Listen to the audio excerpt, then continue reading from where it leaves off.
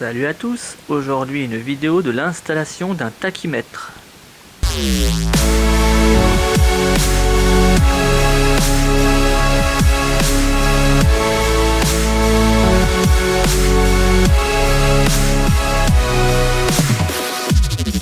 Ce compteur d'heures permet de voir le nombre d'heures faites à chaque utilisation.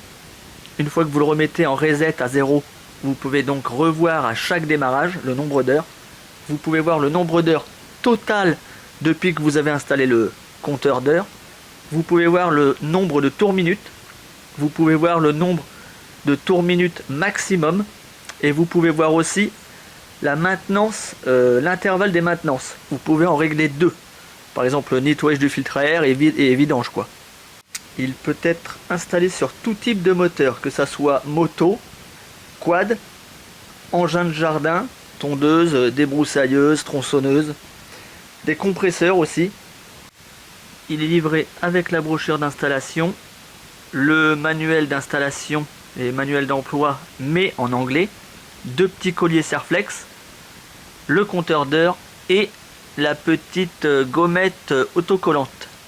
Alors ce qui est impressionnant, c'est qu'on peut le mettre sur des moteurs vraiment tout à fait différents. Par exemple, 2 cylindres 4 temps, 1 cylindre 2 temps, 1 cylindre 4 temps, 4 cylindres 4 temps, 2 cylindres 2 temps, 6 cylindres 4 temps, 3 cylindres 2 temps, 8 cylindres 4 temps, 12 cylindres 4 temps, 6 cylindres 2 temps et 16 cylindres 4 temps. C'est impressionnant. Pour rentrer le code de moteur dans le compteur d'heures, il est déjà pré-rentré. Vous avez juste à sélectionner dans les paramètres lequel vous avez besoin. Moi je veux le 1 cylindre 4 temps, c'est le 1P2R. Et après il détectera automatiquement, c'est un monocylindre 4 temps. Je vais vous montrer son installation, très simple. La masse va sur une masse du moteur, une vis du châssis par exemple, et le fil rouge va s'enrouler autour du fil de bougie. Il faut savoir que ce compteur d'heures, je l'ai acheté sur Amazon seulement pour 10 €. C'est vraiment donné. Gros point faible, parce qu'il y en a un, c'est pour décoller le scotch.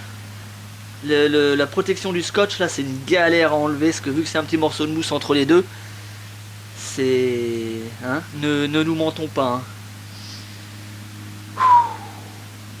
C'est ça le plus emmerdant. Faut rester calme. Hein.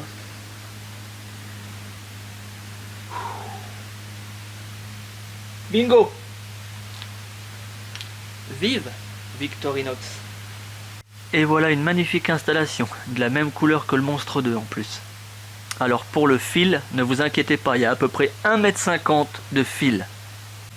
Bon, premièrement, installer la masse, que voilà, que je vais installer sur cette vis là, cette vis qui tient le lanceur. Et voilà, la masse installée. Alors par contre, j'ai peut-être pas assez de fil de bougie. Là, il y a une protection en caoutchouc qui passe par-dessus. Là, ça, là. Petite gaine caoutchouc. Je vais la couper sur à peu près 1 cm pour pouvoir enrouler le fil autour du fil de bougie. Voilà, c'est coupé.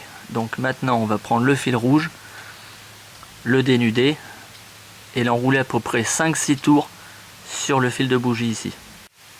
Et voilà, fin de l'installation. Il n'y a plus qu'à tester. Du coup, maintenant pour le régler en 4 temps 1 cylindre, vous restez appuyé sur le bouton. Ah, on peut l'éteindre, je ne savais même pas. Bon bah voilà, on découvre ensemble. Alors, voilà, 1P2R. Donc il est déjà réglé en 1 cylindre 4 temps. Donc c'est nickel. Et si c'est pas bon, vous restez appuyé dessus, ça clignote et vous rappuyez une fois pour changer de chiffre à chaque fois. Bon, du coup normalement, si on démarre, ça se met automatiquement sur les tours minutes.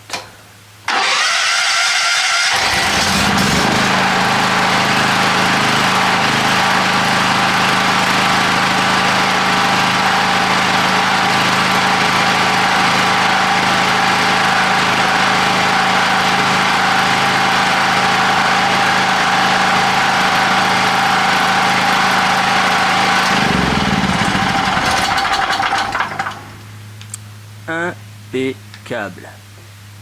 Et donc voilà, une fois que vous éteignez le moteur, vous voyez le temps qu'il a. Pour l'instant, il a tourné 2 minutes. Bon, voilà, c'est la fin de la vidéo. J'espère que ça vous a plu. Vous aurez bien évidemment une vidéo complète du Monstre 2.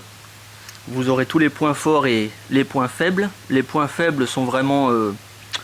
c'est minime quoi, mais c'est à faire. Vous verrez dans la prochaine vidéo. Merci, salut!